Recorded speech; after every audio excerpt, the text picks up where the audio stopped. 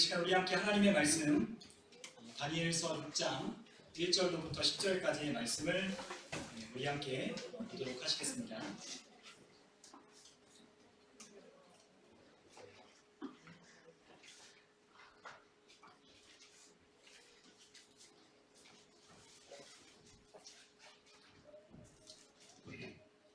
다니엘서 6장 1절로부터 10절까지 우리가 찾으신 줄 믿고 우리 한 절씩 교독하여 읽겠습니다.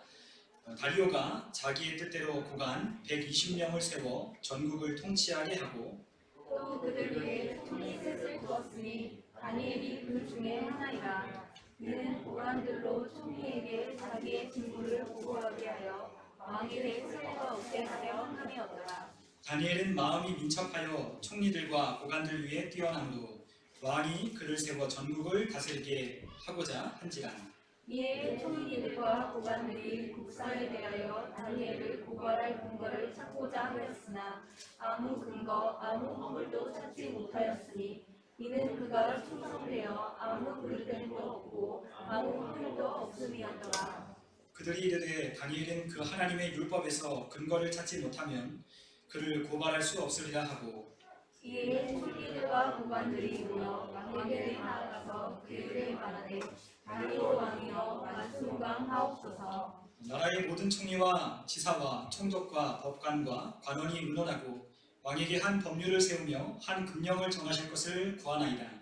왕이여 그것은 곧 이제부터 30일 동안에 누구든지 왕 외의 어떤 신에게나 사람에게 무엇을 구하면 사자굴에 던져놓기로 한 것입니다. 그런즉 왕이여 원하는데 금령을 세우시고 그 주소에 왕의 의장을 찍어 베델과 바사에 고치지 아니하는 규례를 따라 그것을 다시 고치지 못하게 하옵소서 하매 이에 다리오 왕이 조서에 왕의 도장을 찍어 금령을 낸다. 다니엘이 이 조서에 왕의 도장을 찍힌 것을 알고도 자기 집에 돌아가서는 윗방에 올라가 예루살렘으로 향한 창문을 열고 전에 하던 대로 하루 3번씩 무릎을 꿇고 기도하며 그의 하나님께 감사하였더라. 아멘. 네, 오늘 이 시간에 우리가 함께 그럼에도 기도를 멈추지 않았다 이와 같은 제목으로 우리가 다니엘서에 있는 이야기 세 번째 시간 우리가 함께 나누도록 하겠습니다. 우리가 다니엘서에 있는 이야기는 오늘로서 우리가 함께 끝내게 될 것입니다. 그런데 우리가 이 다니엘서를 우리가 함께 나눴던 그 이야기들을 우리가 마음속에 간직했으면 좋겠습니다. 우리가 이 시대를 살아갈 때 마치 악하고 음란한 시대를 먼저 살았던 믿음의 선배 다니엘처럼 우리도 하나님께 자기를 더럽히지 않도록 뜻을 정하고 오직 하나님께만 경배하고 그리고 하나님 앞에 끊임없이 기도한다면 우리의 삶에도 반드시 하나님께서 놀라운 하나님만이 하실 수 있는 일들을 우리의 삶 가운데 나타내실 것입니다. 우리가 그와 같은 기대를 가지고 우리 같이 함께 오늘 마지막 우리 다니엘의 이야기를 함께 살펴보도록 하겠습니다. 우리가 그런 이야기를 할 때가 종종 있습니다. 우리가 어떠한 메시지를 전할 때 우리의 메시지가 어떤 말과 글보다는 우리의 삶이 메시지가 될 때가 있다는 것을 우리가 깨닫게 될 때가 있습니다. 그래서 우리가 말과 글에도 물론 메시지를 전달할 때 아주 강력한 힘이 되는 말과 글도 있지만 그보다 더 능력 있는 그와 같은 메시지는 우리의 삶이다라고 하는 그와 같은 이야기가 있죠. 그래서 우리의 삶이 긍정적이든 부정적이든 우리의 습관이 좋든 나쁘든 우리의 삶에 끊임없이 반복되고 계속되는 우리의 삶은 곧 메시지가 된다는 겁니다. 그래서 우리가 자녀들을 교육할 때 우리의 자녀들에게 뭐 공부해라 뭐해라 우리가 그와 같은 말을 하기보다는 우리의 부모들이 강력한 메시지를 전하는 것이 있는데 그것이 무엇이냐? 바로 부모가 살았던 삶, 부모가 자녀들에게 보여줬던 삶이 강력한 메시지가 된다는 것이죠. 그렇기 때문에 기도했던 부모 밑에는 기도하는 자녀가 있는 것이고 하나님을 신실하게 섬겼던 그 부모 밑에는 또한 신실하게 하나님을 섬기고 따르는 자녀들이 반드시 있게 되는 이유가 그것이 곧 메시지이기 때문입니다. 우리는 이와 같은 메시지가 바로 야고보서 2장 17절에 말씀하고 있는 믿음의 영역이라는 것을 우리에게 가르쳐준다는 것을 우리가 깨달을 때가 있어요. 우리가 믿음이라는 건 우리가 말로 하는 것이 아니라 우리가 행하는 것이라고 야고보서는 그렇게 말씀하셨습니다. 그렇기 때문에 행함이 없는 믿음은 곧 죽은 믿음이다. 그렇게 말씀했잖아요. 그렇기 때문에 우리의 믿음, 과연 우리의 믿음은 뭘로 나타내고 뭘로 증명하고 무엇으로 보여줄 것이냐라고 하는 것을 우리가 생각해 볼 때 우리는 삶으로 우리의 믿음과 이 신앙을 보여준다는 것. 그리고 역시나 마찬가지로 그리스도인의 삶을 주목하고 있는 이 세상 가운데 우리가 강력한 메시지를 전하는 통로는 우리의 삶으로 나타나는 메시지다라는 것을 우리가 기억해야 할 것입니다. 그렇기 때문에 우리가 다른 누군가에게 예수 믿으십시오, 우리가 하나님 앞에 나오십시오, 우리가 전하는 것도 물론 중요합니다. 그러나 삶의 메시지가 없는 그와 같은 외침은 능력이 있을 수 없다는 것. 오늘 우리는 이와 같은 삶으로 살아냈던 다니엘의 이야기를 통해서 우리의 삶이 어떠한 메시지를 전달해야 하는가라는 것을 우리가 함께 살펴봤으면 좋겠습니다. 오늘 우리가 함께 읽은 다니엘 6장에 가면 이제 왕이 바뀌게 됩니다. 그 왕은 바로 메대의 왕이었던 바로 다리오라고 하는 왕이 그 바벨론을 이어서 그 나라를 다스리게 되는 그와 같은 시점이었어요. 자, 우리가 다리오라고 하는 이 왕은 메대의 왕이었습니다. 그리고 그 메대를 병합한 바로 페르시아 제국의 왕이 우리가 너무나 잘 알고 있는 다리오 다음에 있었던 고레스라고 하는 왕이었어요. 여러분, 고레스라고 하는 왕을 여러분 한 번쯤은 들어보셨을 겁니다. 바로 예루살렘의 포로가 되었던 그들을 다시 귀환 명령을 내리는 고레스 칙령을 내리는 왕이 바로 고레스 왕이었어요. 이 페르시아의 왕, 이 고레스 앞에 있던 왕이 바로 메대의 왕이었던 바로 다리오였습니다. 이 다리오가 지금 이 나라를 다스리는 시점에 지금 이 다니엘의 이야기가 6장부터는 시작되는 거예요. 그런데 이 메대 바사 제국이 바벨론 제국을 함락시킨 그와 같은 이유가 무엇이냐면 바로 바벨론이 하나님 앞에 교만했기 때문이었습니다. 우리가 다니엘서 5장을 읽지 않았지만 다니엘서 5장에 등장하는 느부갓네살의 아들인 벨사살이라고 하는 왕이 있어요. 그런데 그 왕이 연회를 여는데 그 연회를 여는 그와 같은 금장이나 그와 같은 기구들을 바로 예루살렘에서 탈취해왔던 하나님의 성전에 있던 기물들을 가지고 연회를 여는 거예요.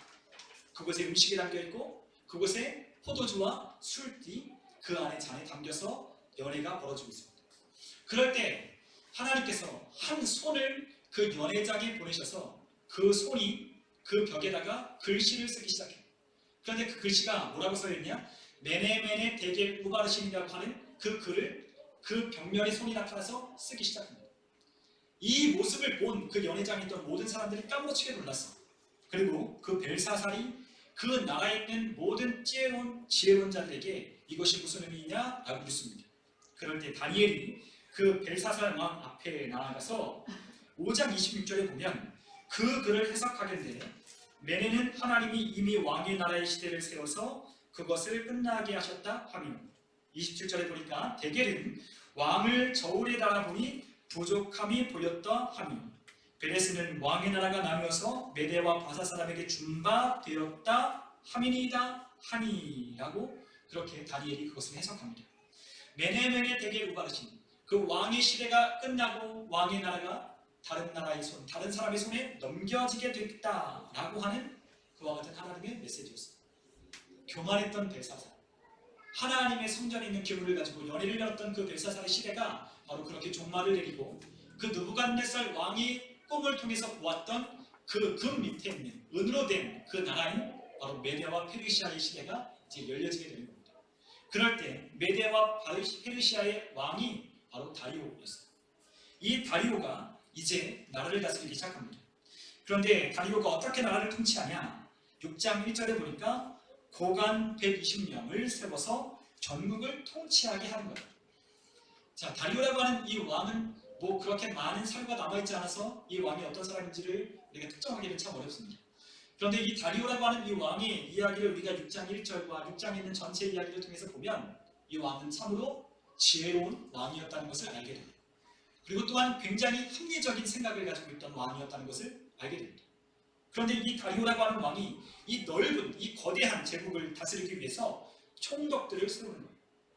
각 지방마다 총독들을 보내어 그 지방들을 다스리게 하는데 그 120명의 총독들 위에는 3명의 뛰어난 총리를 두게 됩니다. 왜냐하면 2절에 보니까 왕에게 손해가 없게 하게 하기 위해서 3명의 총리를 120명의 총독들 위해 세웠다는 거죠. 이 모든 사물을 120명의 총독들이 다스리고 관할할 때 3명의 총리가 감독하게 하는 거예요. 자, 그런데 그 중에 하나가 누구냐? 바로 다니엘이라고 하는 사람이 바로 총리 3사람 중에 한 사람이 바로 다니엘이었다는 거죠. 여러분 한번 생각 한번 해보십시오. 지금 나라가 바뀌었습니다. 페르시아 제국으로 바뀐 이 메데와 바사의 제국이 지금 이 나라를 통치하고 있는 시대가 되었어요. 보통 나라가 바뀌면 누구를 자기 측근으로 세워서 나라를 다스리게 해요? 자기를 잘 아는 자기의 나라 사람이나 아니면 자기가 믿을 만한 사람들을 그 주변에다 포진하고 그 나라를 다스리게 할 것입니다.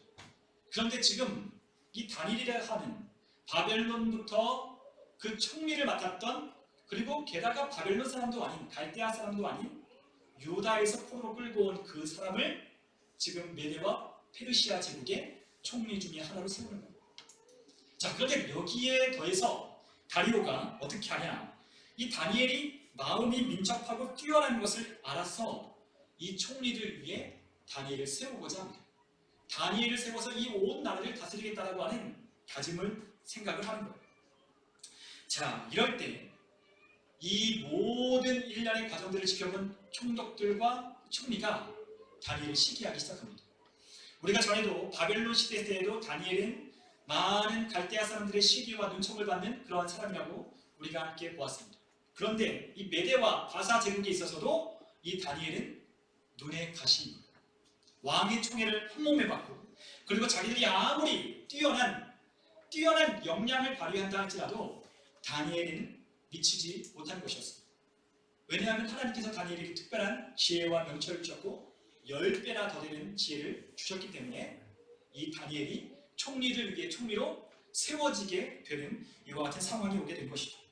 우리가 3절에 보니까 마음이 민첩하다고 되어 있는데 이것을 원문에 보니까 뛰어난 영이 그 다니엘의 마음에 있었다라고 그렇게 말씀합니다. 그러니까 이 다니엘이 뛰어난 이유, 이 총리들보다도 훨씬 더 뛰어난 역량을 발휘할 수 있었던 이유는 자기의 힘이 아니라 하나님이 주신 지혜, 하나님의 영이 함께 하였기 때문이라는 겁니다. 하나님의 영이 임하자 그에게 모든 것을 통달하는 지혜와 지식과 명철을 하나님께서 다니엘에게 주신 거죠. 그러니까 이 다니엘을 볼 수 있는 이 안목을 가진 다리오는 그 사람의 출신이나 신분에 상관없이 나라의 총리 중의 총리로 세우겠다 결심하게 되는 거예요.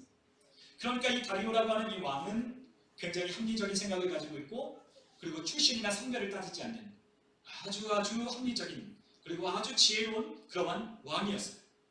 그러한 다리오가 이 다니엘을 총리들 중에 총리로 세우려고 합니다. 그러니까 이와 같은 사실을 듣게 된 총리들과 이 고관들이 이와 같은 다니엘을 몹시나 시기하게 됩니다. 그래서 그를 고발할 근거를 찾기 시작하는 거예요. 그런데 아무리 다니엘에게 고발할 근거를 찾으려고 눈 씻고 찾아봐도 그에게는 아무 근거, 아무 허물도 그릇됨도 찾을 수 없었다고 4절에는 기록하고 있습니다. 왜냐하면 그는 충성스러웠기 때문이라고 성경은 기록합니다. 충성스럽다는 것은 신실하다라는 것이거든요. 신실하다, 페이스풀, 믿음직스럽다. 그러니까 얼마든지 맡겨도 좋을 만한 믿음직스러운 데다가 지혜가 있고 뛰어나고 그 어느 누구도 비교할 수 없는 아주 정직한 인물이었기 때문에 다리오는 이 다니엘을 좋아할 수밖에 없었던 거예요. 그러니까 시기가 났던, 질투했던 이와 같은 총리들과 고관들은 이 다니엘을 죽이려고, 이 다니엘을 끌어내리려고 지금 모의를 하고 음모를 꾸미게 되죠. 그럴 때 그들은 아무리 찾아봐도 허물을 찾을 수 없던 이 다니엘을 하나님의 율법에 근거한 허물밖에는 찾을 수 없다고 생각한 나머지 이제는 하나님의 율법에 근거한 다니엘의 흠을 찾기 시작합니다.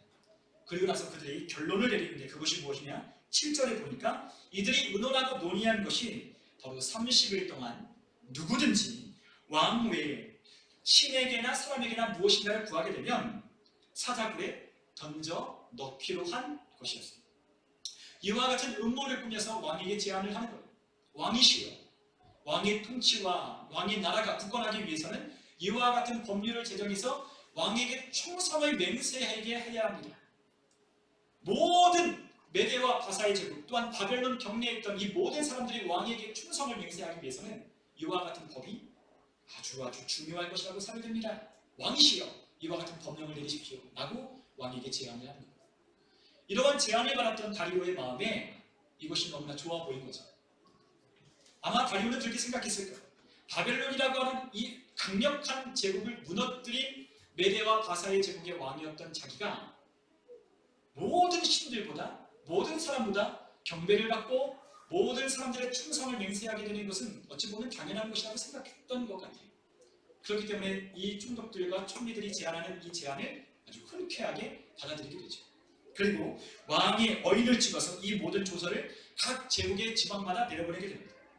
그런데 메대와 바사의 제국에 있는 법은 어떤 법이 있냐? 왕의 어인을 찍으면 왕이라 할지라도 그 법을 바꿀 수가 없는 겁니다. 그 기간이 지나기 전까지는 절대로 왕이라고 할지라도 자신이 정한 그 법을 절대로 바꿀 수 없는 것이었습니다. 그러한 법이 왕의 어인이 찍힌 채 전국으로 퍼져나가는데 이와 같은 왕의 조서를 다니엘도 보게 되죠. 다니엘을 빼놓고 총리들과 고관들이 모여서 다니엘을 죽이기로 음모했던 이와 같은 사실을 다니엘도 이 조서를 보고 알게 되는 겁니다. 자기를 향한 칼날이 자기의 목 가까이로 지금 한 걸음 한 걸음 다가오고 있다는 것을 지금 다니엘도 느끼고 있는 거죠. 그런데 다니엘이 10절에 보니까 어떻게 했냐? 왕의 도장이 찍힌 이 조서를 보고도, 그는 왕의 도장이 찍힌 것을 알고도 10절에 보니까 어떻게 해요? 자기 집에 돌아가서는 윗방, 다락방에 올라가서 예루살렘으로 향한 창문을 열고 전에 하던 대로 하루 3번씩 무릎 꿇고 기도하며 하나님께 감사하였더라 라고 그렇게 기록하고 있습니다. 여러분, 이와 같은 자기를 죽이려고 하는 음모가 지금 자기의 코앞에 닥쳐오고 있음에도 불구하고 다니엘은 오히려 다락방에 올라가 늘 하던 대로, 늘 하나님 앞에 기도하던 대로 예루살렘을 향하여 창문을 열고 하루에 3번씩 무릎을 꿇고 하나님 앞에 감사 기도를 드리는 거예요. 지금 다니엘이 이와 같은 기도를 드리는 모습을 사람들이 주목하여 보고 있습니다. 마치 우는 사자가 삼킬 자를 찾는 것처럼 이 다니엘을 향한 이 고소할 고발할 거리를 찾고자 하는 이 주변에 있던 많은 사람들이 다니엘을 주목하고 있었습니다. 그런데 다니엘이 어떻게 해요? 남들 보란 듯이 창문을 예루살렘을 향하여 열고 그곳에서 무릎 꿇고 하나님께 기도하는 거예요. 이와 같은 기도하는 것은 결국 무슨 말이겠어요? 나를 죽일 테면 죽여라는 거죠. 강력한 메시지입니다. 말로 하지 않아도 알아들을 수 있는, 너희들이 죽이려고 하는 이와 같은 음모를, 나를 향한 칼날을 겨누는 이것을 나는 피하지 않겠다. 죽일 테면 죽여라. 그럼에도 불구하고 나는 하나님께 기도하기를 멈추지 않겠다라고 하는 이 메시지를 지금 이 사람들에게 보여주는 겁니다. 아마 저 같았으면 아마 침대 밑에 숨어서 아마 기도했을 수도 있을 겁니다. 아니면 아예 기도도 하지 않고 그냥 입 뻥끗하지 않고 그냥 속으로만 기도했을 것 같아요. 무서우니까, 죽기 싫으니까. 아마 그랬을지도 모릅니다. 그런데 다니엘은 그렇지 않았다는 거죠.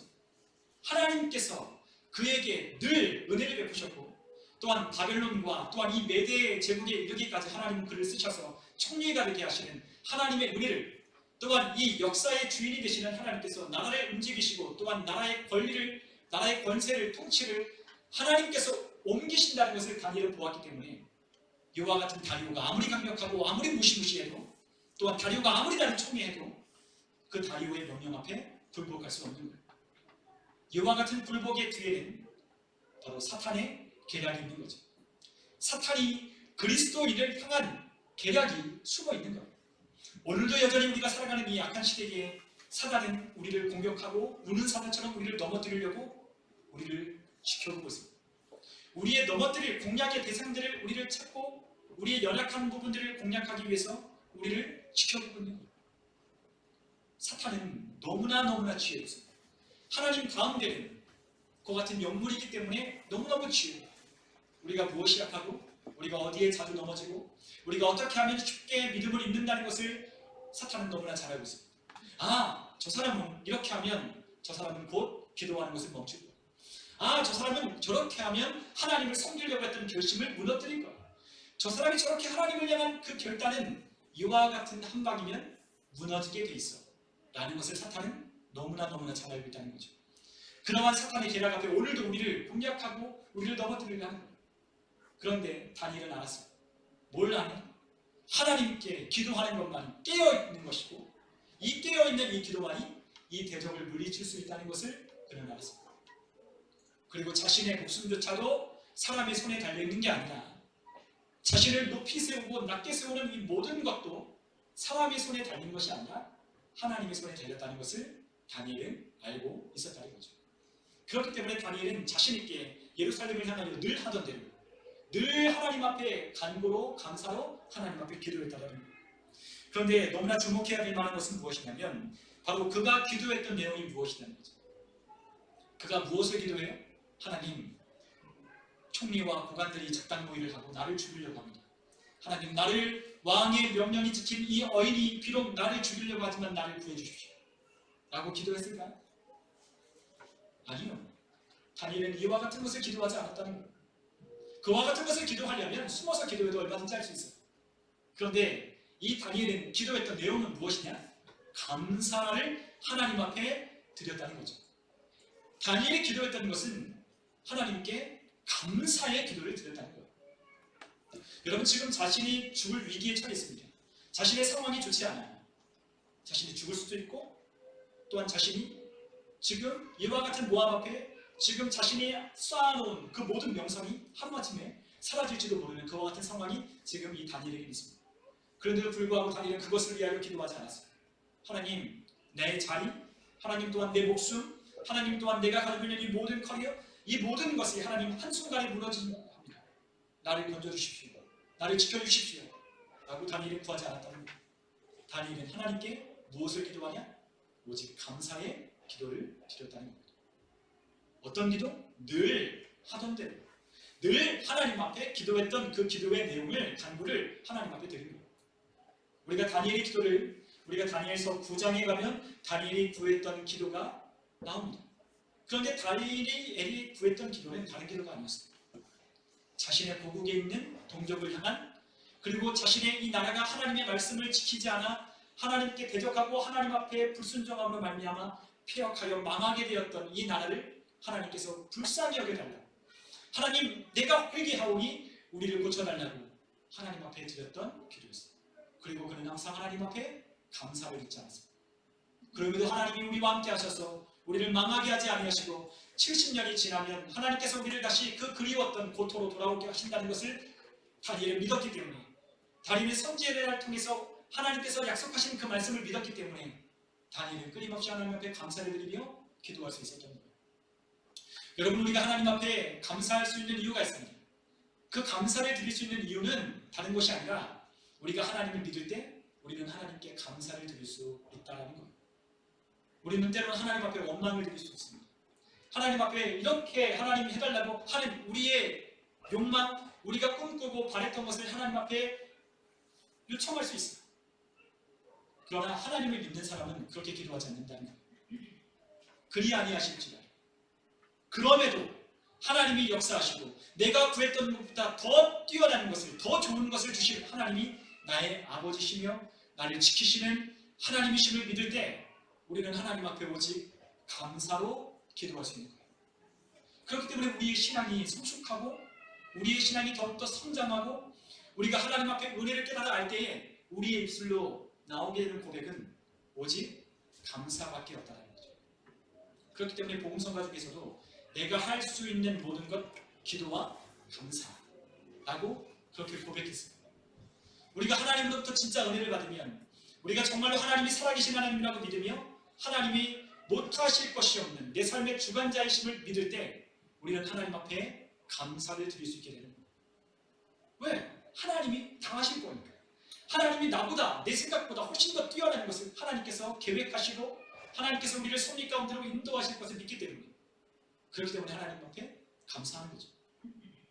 감사하는 사람은요, 하나님을 정말로 신실하게 믿는 사람만이 감사를 드릴 수 있는 거예요.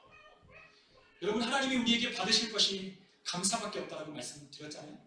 하나님이 우리의 뭘 받으시겠습니까? 우리의 지혜를 더해서 하나님 이렇게 하는 것이 하나님 편에서 더 좋지 않을까요? 하나님 이만한 헌금을 하나님 앞에 드리니 하나님 이것에 하나님 사업에 쓰시면 좋겠습니다라고 하나님 앞에 드리면 하나님이 기뻐하실까요? 물론 하나님이 우리의 마음을 받으시고 기뻐하시겠지만 하나님이 우리가 드리는 이 모든 것에 감사가 없다면 하나님이 받지 않으신다는 거죠. 우리가 하나님 앞에 드릴 수 있는 것은 감사밖에 없다고 했어요. 하나님은 우리에게 요구하시는 것이 감사밖에 없어요. 그렇기 때문에 하나님이 하신 일들을 우리의 눈으로 목도하고 우리 너희는 가만히 있어 하나님이 하나님 되심을 알지어라라고 말씀하시는 그 하나님의 말씀 앞에 우리는 하나님께 감사밖에 드릴 수 있는 것이 없는 거예요.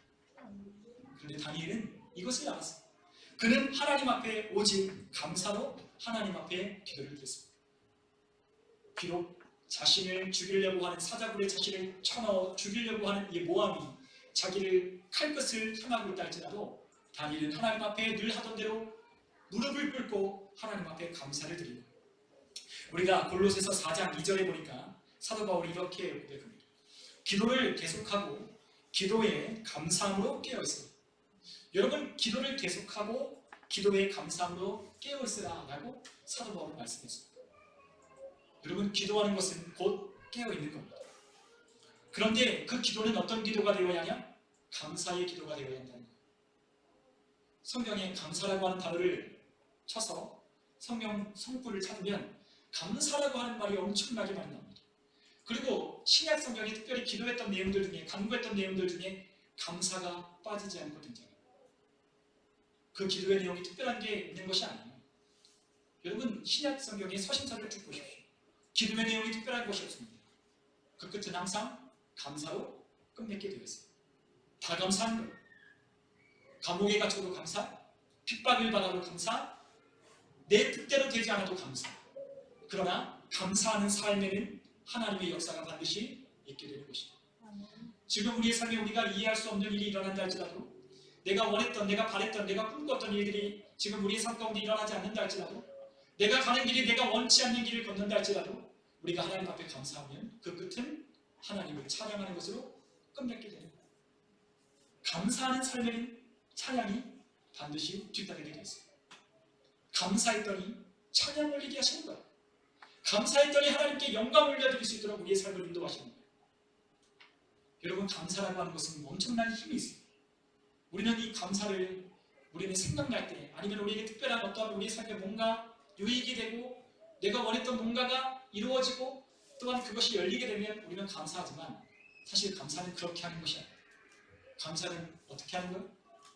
항상 감사하는 거예요.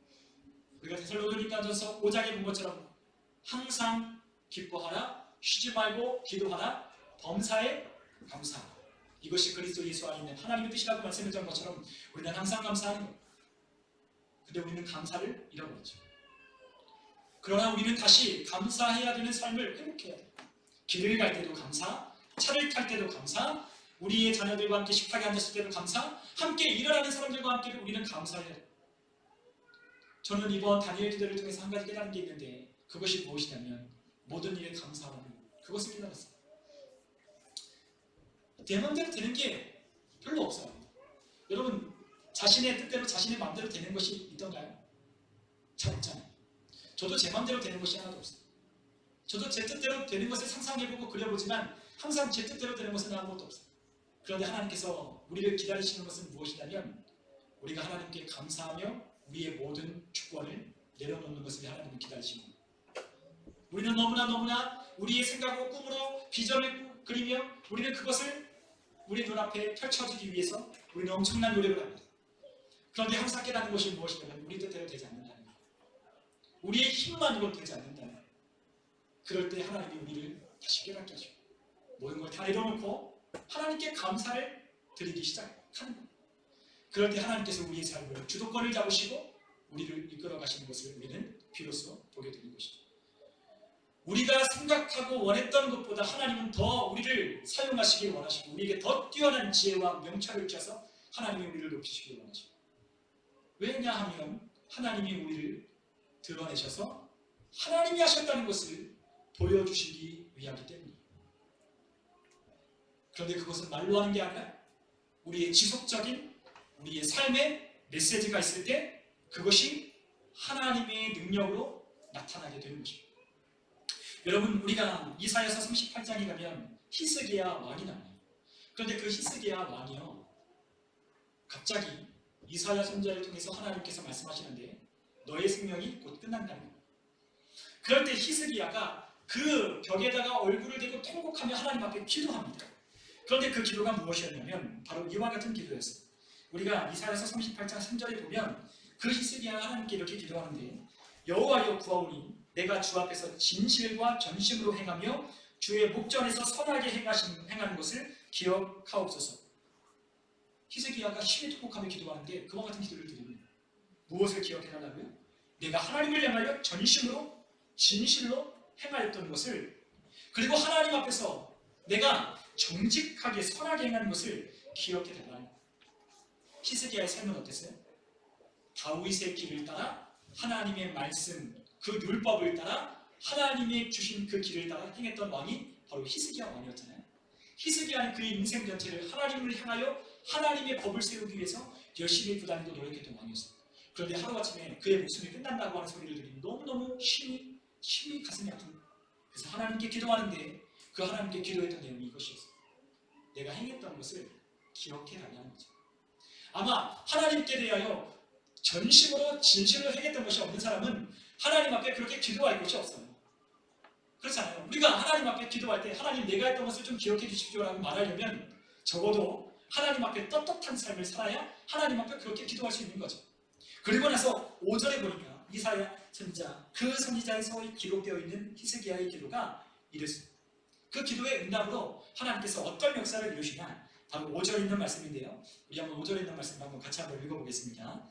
너는 가서 히스기야에게 이르기를 내 조상 다윗의 하나님 여호와께서 이같이 말씀하시기를 내가 내 기도를 들었고 내 눈물을 보았노라. 내가 내 소환에 15년을 더하고. 아멘. 자, 히스기야가 하나님 앞에 전심으로 기도했고 진실로 하나님 앞에 행했던 것을 하나님께 기억해달라고 기도할 때 하나님께서 그에게 응답하셨어요. 그런데 그 응답이 뭐냐? 너의 기도를 내가 들었다는 거야. 근데 기도만 들은 게 아니라 뭐도 보았다? 내 눈물도 보았다는 거죠. 그래, 네가 드리는 기도 나 듣고 있어. 그러나 나는 너의 기도만 듣는 것이 아니야. 나는 무엇도 보냐? 너의 삶도 나는 보고 있어. 너의 삶이 나를 향하여 진실로 전심으로 나를 향한 그 삶을 나는 보았어. 그리고 네가 이 시간 하나님 앞에 나 앞에 나오고 벽을 향하여 눈물로 심히 통곡하며 애절하게 절실하게 하나님 앞에 기도하는 것을, 그 눈물을 나도 보았어. 하나님이 그렇게 말씀하십니다. 여러분, 우리의 기도에 응답되는 것은 물론 우리의 기도가 믿음으로 드리면 하나님께서 응답하여 주신다고 분명 말씀하십니다. 그러나 이 믿음의 기도에 반드시 따라와야 되는 것이 무엇이냐? 우리의 삶이 받쳐줘야 됩니다. 물론 우리의 삶이 하나님 앞에서 의롭지 못하다 할지라도 예수 그리스도의 그 피 묻은 보혈을 들고 하나님 앞에 기도할 때 하나님이 우리의 기도에 응답해 주십니다. 그러나 우리의 기도가 하나님 앞에 능력 있고 또한 그 능력 있는 기도가 하나님 앞에 상달되어야 하는 그 기도는 삶이 뒷받침되는 기도입니다. 자신 있게 하나님 앞에 기도할 수 있는 거죠. 저도 가끔 어떨 때 기도할 때 보면 하나님 앞에 어떨 땐 나아가지 못할 때 가로막힐 때가 있어요. 그럴 때가 언제냐? 하나님 앞에 범죄했을 때. 그럴 때는 하나님 앞에 떳떳하게 기도할 수 없어요. 기도하는 자리 가운데 왠지 나아가기 힘듭니다. 그런데 하나님 앞에 내 모든 죄를 예수님의 보혈로 깨끗하게 씻고 하나님을 찬양하고 하나님 앞에서 내 모든 것을 하나님 앞에 내어놓았을 때, 그때는 우리는 자신 있게 하나님 앞에 담대하게 그 피를 의지해서 우리를 기도할 수 있는 거예요. 여러분, 우리의 삶이 뒷받침되는, 우리의 삶의 메시지가 된 사람들의 기도는 이와 같이 담대하게 하나님 앞에 기도할 수 있어요. 누가 이렇게 기도할 수 있을까요? 누가 내가 행했던 것을 하나님 기억해달라고? 누가 이렇게 기도할 수 있을까요? 우리의 삶이 하나님을 향하여 진실로 전심으로 하나님께 향한 삶이어야 하나님 앞에 자신 있게 기도할 수 있는 거예요. 하나님이 우리의 기도를 들으십니다. 그리고 또한 하나님이 우리가 하나님 앞에 나와서 무릎 꿇고 하나님 앞에 기도했던 그 모습들을 하나님은 기억하실 겁니다. 제가 예전에 박정원 집사님과 그런 얘기를 나눈 적이 있어요. 박정원 집사님에게 얘기를 나눌 때 박정원 집사님 그런 이야기를 제가 드렸습니다. 집사님, 항상 하나님 앞에 나와서 이 교회에 나와서 아무도 없지만 혼자 나와서 기도할 때도 하나님은 다 보고 계십니다. 하나님은 그 기도를 보고 계시고 하나님은 그 기도의 자리 가운데 나오는 박정원 집사님의 기도를 하나님은 기뻐하십니다. 라고 그렇게 말씀드렸어요. 근데 박정원 집사님 그런 얘기를 하시는 거예요. 기도하러 왔는데 어떨 때는 졸려서 기도도 못할 때도 있고 그냥 자리만 채우고 갈 때가 있다는 거예요. 그러나 이사야서 이 말씀을 들으면서 하나님은 그것도 물론 중요하지만 그 마음을 하나님은 더 보시기를 원하신다고 말씀드렸어요. 때로는 우리가 피곤해서 기도의 자리에 왔는데 졸리고 졸려서 기도하지 못하고 돌아갈 때가 있어요. 어쩔 땐 마음이 있지만 하나님 앞에 그렇게 하지 못할 때가 있어요.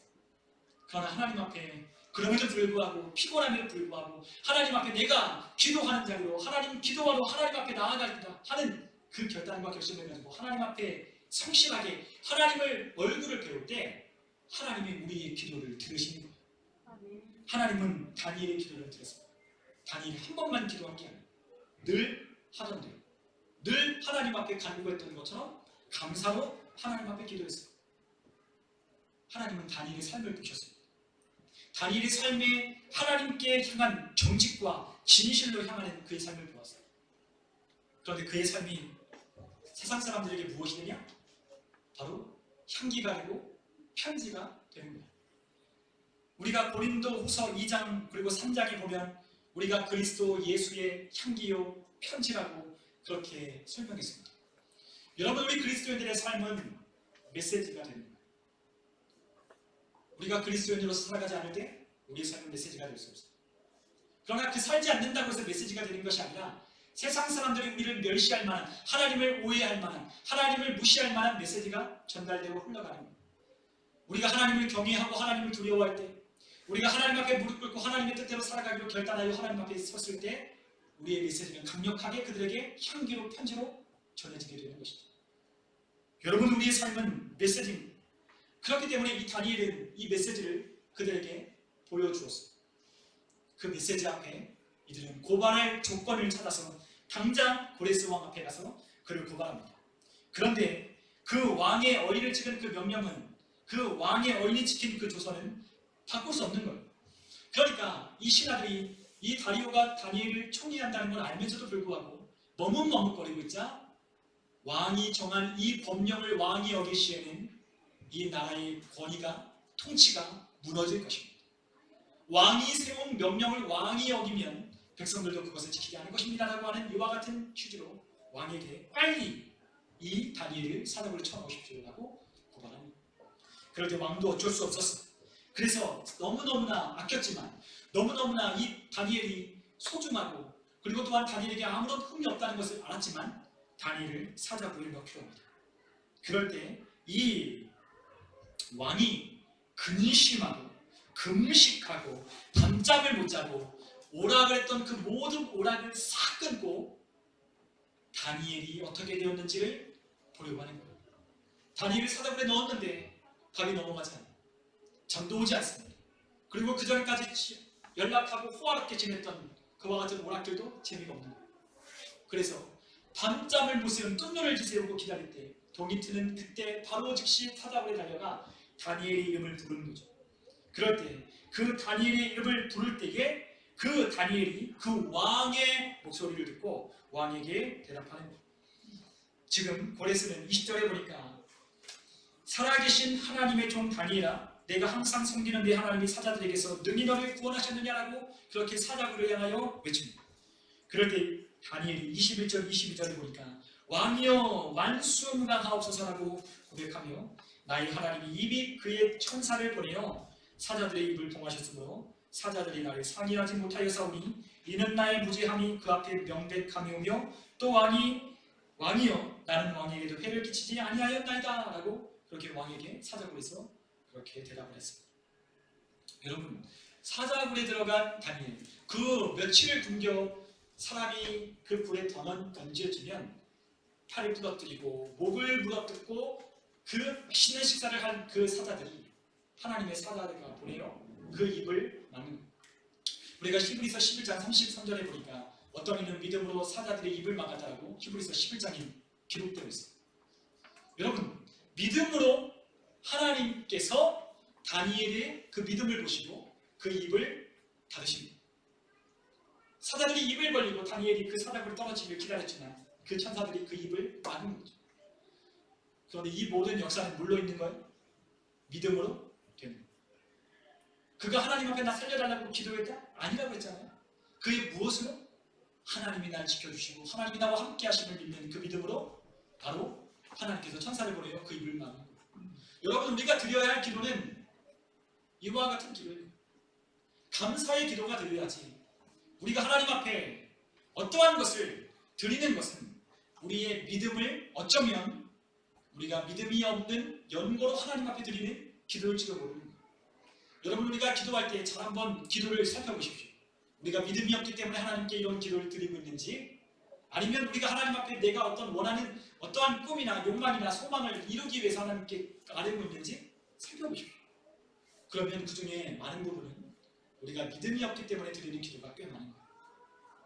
여러분 우리의 믿음의 영역이 있고 우리가 하나님 앞에 기도해야 될 것이 있어요.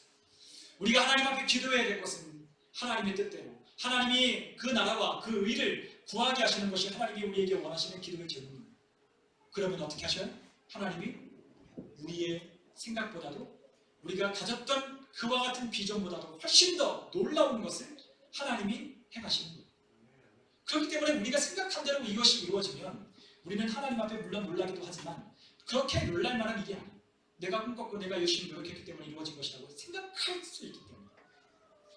그런데 우리가 하나님 앞에 감사로 하나님 앞에 모든 것을 맡겼을 때 내가 생각하고 바라는 것은 있지만 내가 할 수 없는 놀라운 것을 하나님이 행하실 때 우리는 그때 하나님께 찬양과 영광과 박수로 하나님 앞에 감사를 올려드립니다. 여러분 우리의 삶이 이것이 바로 그리스도인의 삶입니다. 우리가 우리 인생을 계획하나요? 아니에요.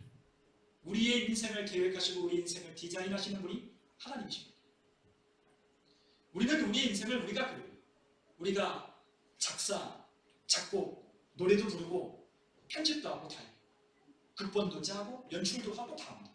그리고 하나님께 이렇게 되게 하려고 하나님 앞에 기도해요. 하나님이 마치 요술램프 지기처럼 하나님 내가 이렇게 다 쪄놨으니까 하나님 이렇게 해주세요.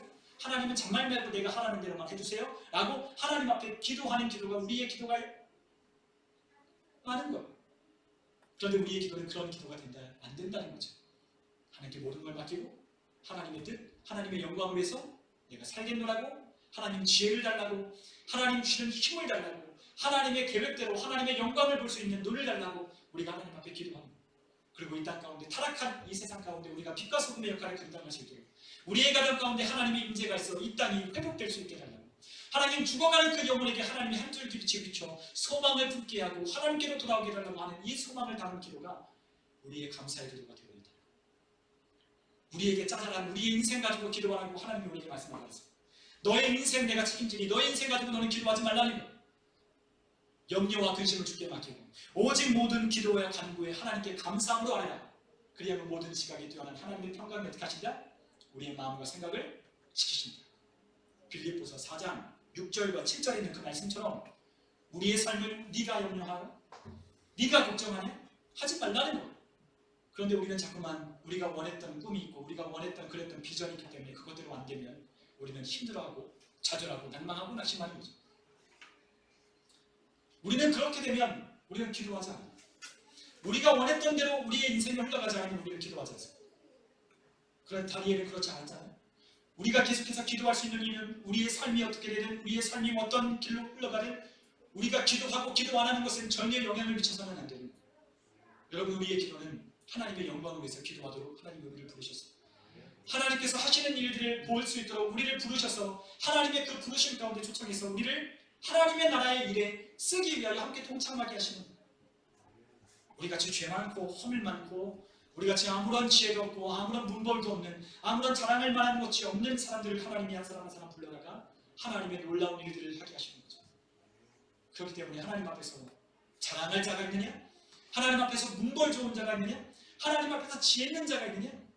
지혜 없는 자를 불러다가 문벌 없는 자를 불러다가 아무것도 가진 자가 없는 자를 불러다가 하나님이 채워주시고 입혀주시고 역사하셔서 하나님을 찬양해서 그러한 사람들을 부끄럽게 하시려고 우리를 부르신다는 거예요. 여러분 우리는 그러한 삶을 위해서 우리는 불렀어요.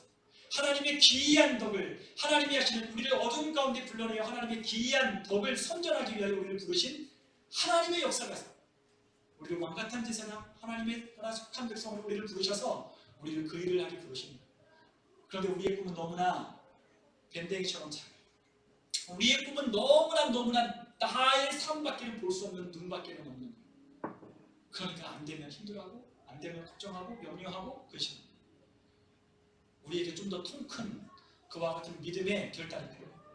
내 삶보다 내 삶은 주님께 맡기고 날 향한 하나님의 계획, 날 향한 하나님의 비전이 무엇인지를 묻고 하나님의 뜻대로 살아가려고 기도할 때 우리의 삶에는 감사가 넘쳐납니다. 하나님이 하실 거니까. 하나님이 역사하실 겁니다. 하나님이 반드시 우리를 쓰셔서 하나님의 영광을 나타내고 드러내실 것이니까 하나님께 감사받기만 드릴 것입니다. 여러분, 다니엘은 이와 같은 참소 속에서도 모함과 음해 속에서도 그는 살아남았어요. 그리고 그를 이와 같은 모함으로 빠뜨렸던 사람들을 다리오는 다 잡아다가 사자굴에 던져넣고 그의 가족들까지 던져넣고 사자의 밥이 되게 합니다.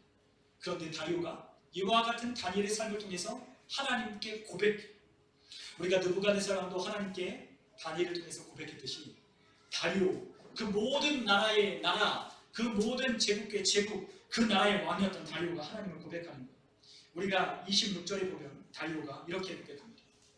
내가 이제 조서를 내리노라. 내 나라 관할 아래에 있는 사람들은 다 다니엘의 하나님 앞에서 떨며 두려워할지니. 우리가 짧게 읽어보죠. 25절, 26절. 그는 살아계시는 하나님이시요 영원히 변하지 않으실 이시며 그의 나라는 멸망하지 아니할 것이요 그의 권세는 무궁할 것이며 그는 구원도 하시며 건져내시기도 하시며 하늘에서든지 땅에서든지 이적과 기사를 행하시는 이로써 다니엘을 구원하려 사자의 입에서 벗어나게 하셨습니다. 하였더라. 아멘. 가장 강력한 모든 사람 위에 뛰어난 다리오의 왕의 입에서 하나님을 고백하는 거예요. 여러분, 우리의 삶이 이러한 삶을 살 때 우리의 삶을 통하여 세상 사람들이 고백하게 하실 겁니다. 야, 네가 믿는 하나님이 살아계시는 하나님이시다. 정말로 네가 믿는 하나님이 정말로 구원도 하시고 또한 하늘에서든지 땅에서든지 그는 하나님이시다. 이적과 권능을 행하시는 하나님이시다라고 우리의 삶을 보고 그들이 고백할 날이 있는 거예요. 여러분, 우리의 그리스도의 삶은 메시지가 있어요. 우리의 삶은 메시지.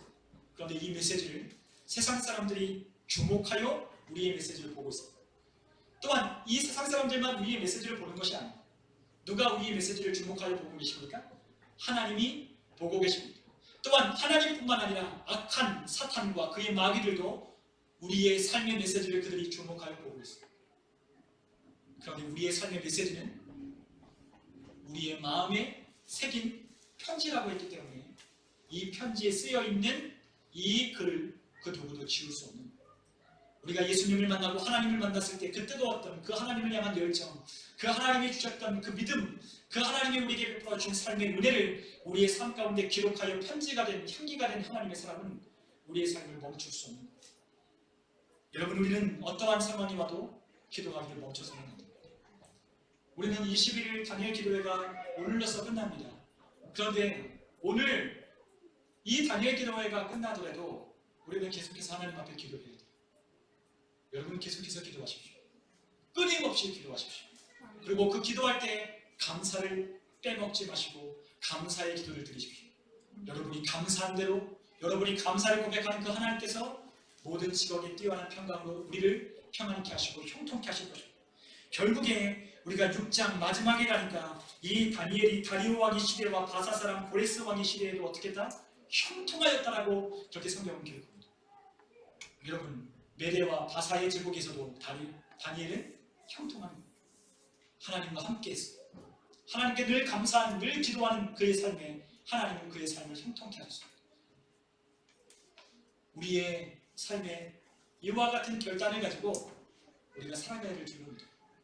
우리가 다니엘 이야기를 우리가 3차례 나눴지만 우리는 이 시대를 살아가는 우리에게 다니엘과 같은 좋은 모델은 없다고 저는 그렇게 생각합니다. 우리의 선교가 가로막히고 또한 크리스찬 포비아라고 하는 이와 같은 이슬람 포비아라고 명명한 그 이슬람에 대한 공포증을 가지고 있는 그 말을 이제는 크리스찬 포비아라고 하는 말을 단어가 생길 정도로 사람들이 기독교인들을 혐오하는 시대에 우리가 살고 있습니다.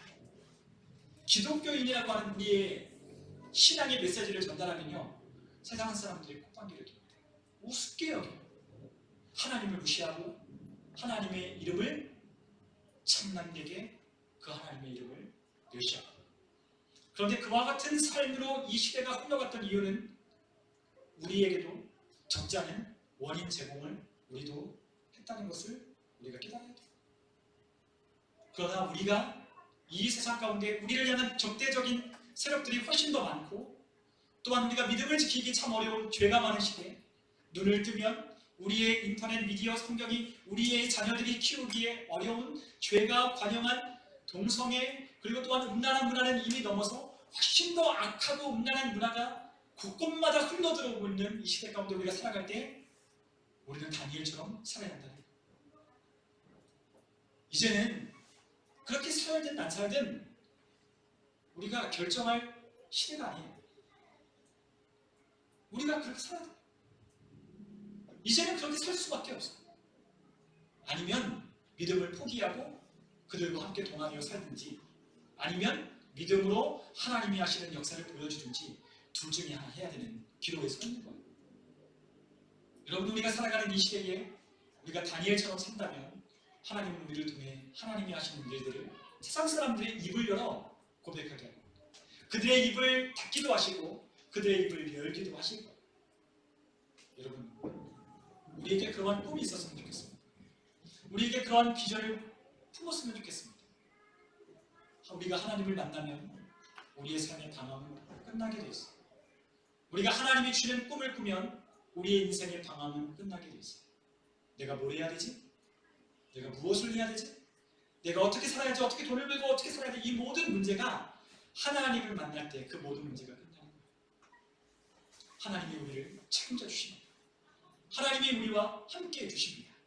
우리가 하나님의 영광을 놓고 하나님께 감사를 드리며 우리가 그럼에도 기도하기 시작할 때 계속해서 기도의 자리로 무릎을 꿇고 하나님을 향하여 우리가 부르짖으며 하나님이 하시는 은밀한 그 누구도 볼 수 없었던 하나님이 보여주는 그 꿈들을 꾸기 시작할 때 그 비전이 우리의 삶으로 이루어지게 될 것입니다. 우리가 그러한 꿈을 꾸고 우리가 세 차례 나눴던 것처럼 우리를 더럽히지 않기 위해서 하나님의 뜻을 정하고 또한 그리 아니하실지라도 절대로 이 세상에 무릎 꿇지 아니하고 또한 그럼에도 우리가 끊임없이 기도를 멈추지 아니하는 다니엘과 같은 우리 모든 성도님들과 제가 되어 하나님의 영광을 나타내는 우리 모두가 되시기를 주님의 이름으로 축원합니다. 우리 시간 함께 기도하겠습니다.